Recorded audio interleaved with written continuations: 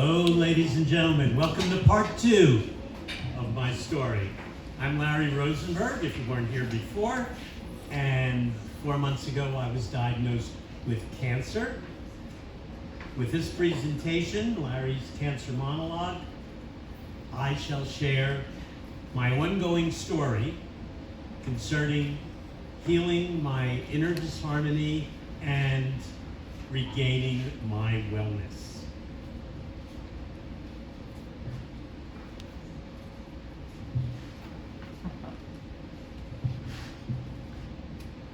For over 60 of my 77 years, a core belief has been that my parents did not love me and did not accept me, at least not according to my standards and memories.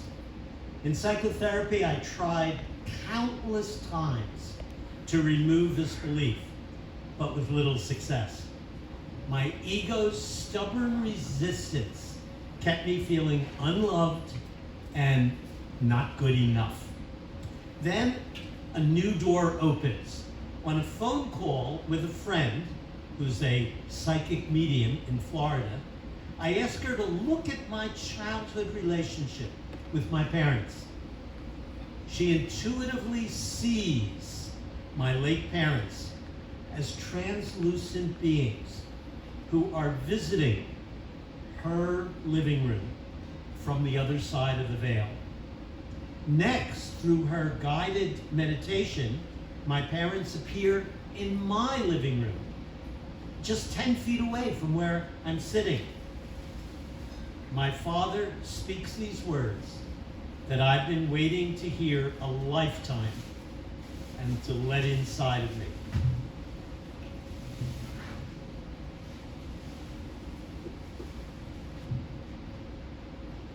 Larry, your mother and I loved you with all our heart when you were a child.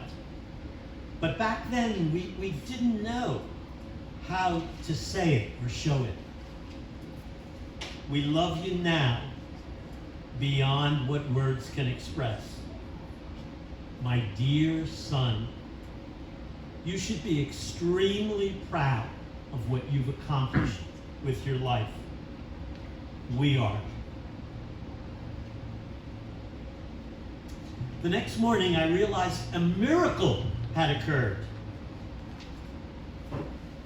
I felt no resentment toward my parents. At last, I've made peace with them. And then a much welcomed and higher order effect kicks in. I feel an incredible sense of positivity and well-being. And suddenly and solidly, I'm irrationally happy. And it has lasted since that day.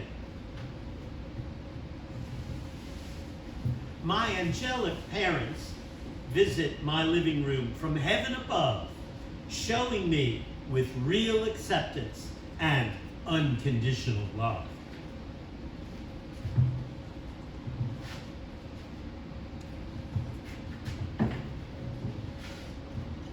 Among my thought patterns installed during childhood are many that are like toxic material stored in a cellar that over time rises and seeps throughout the house to weaken and to wither the people living there. How I get rid of this inner toxicity is to carefully observe my thinking and my speaking in order to identify the negative words I've been unaware of and I've been using. Then I replace them with positive energy words. Rather than say the word cancer alone, I link it to affirmative words such as healing cancer or cancer success.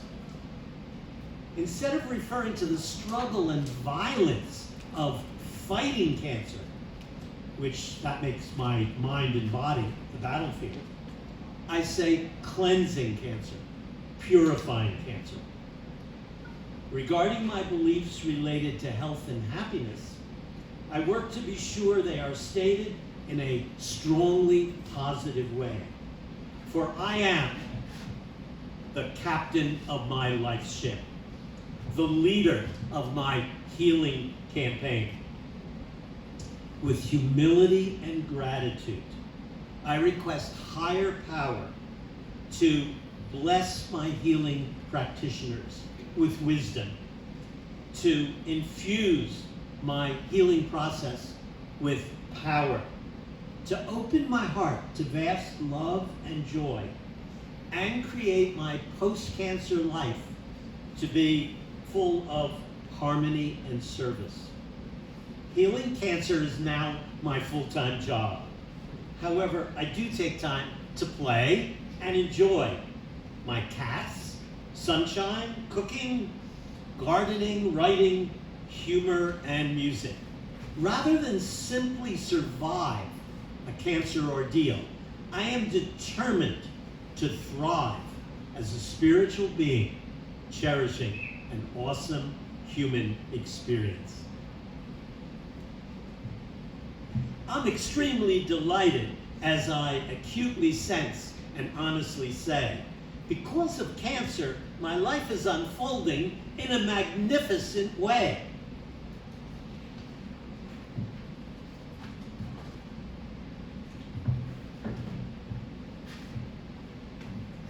"28 days of chemo pills and radiation zaps put strong and scary stuff into my body.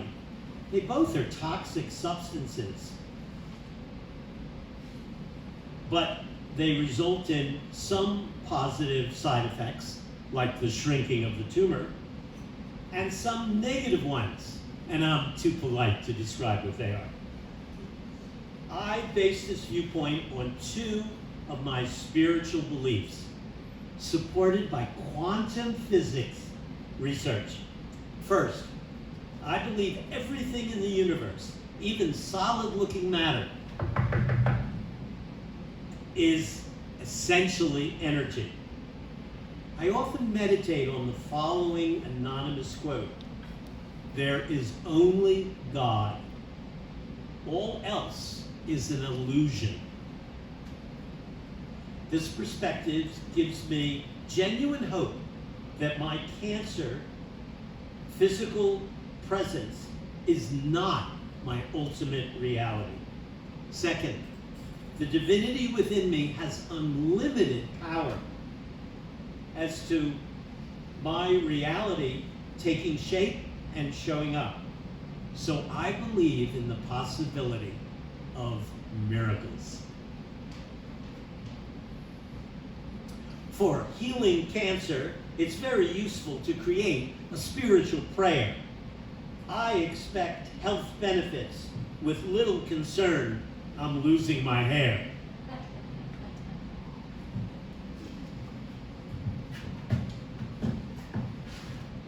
Hank, Jackson, and I. Our schedules overlap in the waiting room at Sedona's Cancer Radiation Center, Monday to Friday. We get to know each other and cheer each other on. His radiation series finishes one day before mine. At our final meeting, Hank and I warmly say goodbye. After he leaves the room and I'm alone, I feel unsettled for a few seconds. And then, to my incredible surprise, I start sobbing. My heart is more open than ever before in my life.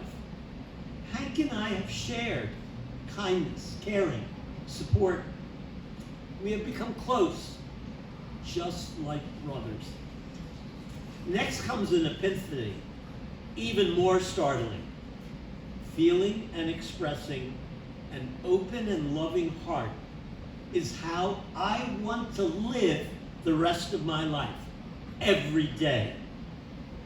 After my long life full of a wide variety of activities, I could justifiably be called a human doing. But because of my cancer's journey, my life's meaning has crystallized in a different way. Now, with a loving heart I can stand tall as a full-fledged human being. I consider each one of Cancer's gifts to be dearly treasured. My heart and soul soar high beyond whatever can be measured.